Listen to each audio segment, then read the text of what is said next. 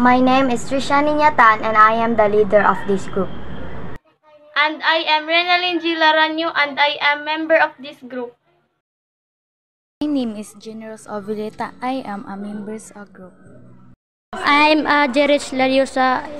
I'm a member of this group.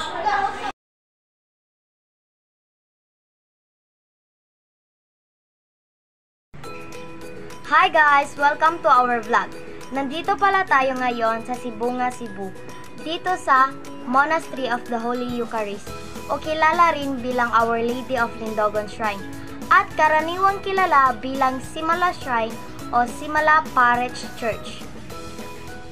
Ang Simala ay isang Roman Catholic pilgrimage church na nakatuon sa Virgin Mary o Birheng Maria dito sa Sibunga, Cebu.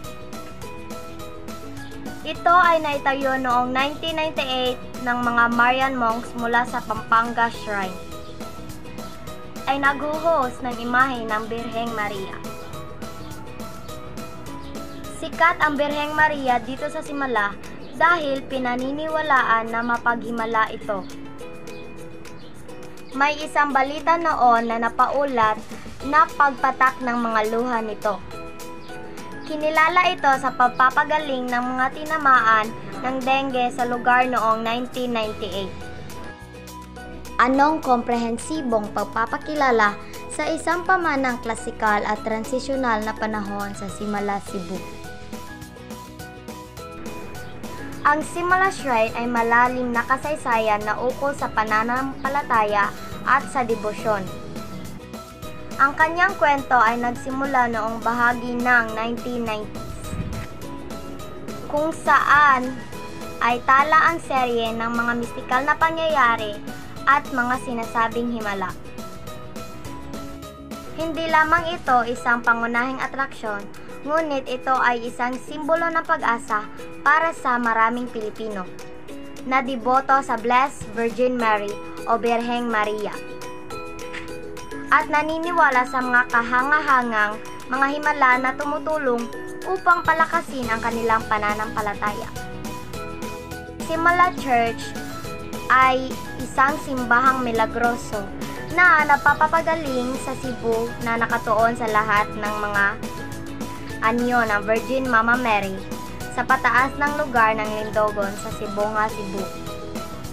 Ang banal na lugar na ito ay kilala rin bilang Our Lady of Lindogon Shrine, ang Monastery of the Holy Eucharist.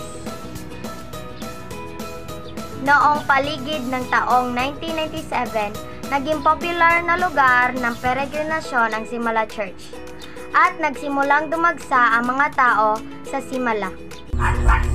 Trisha, ano-ano ang mga pangatwiran na pangangalaga sa nasabing pamana sa Simala, Sibunga, Cebu?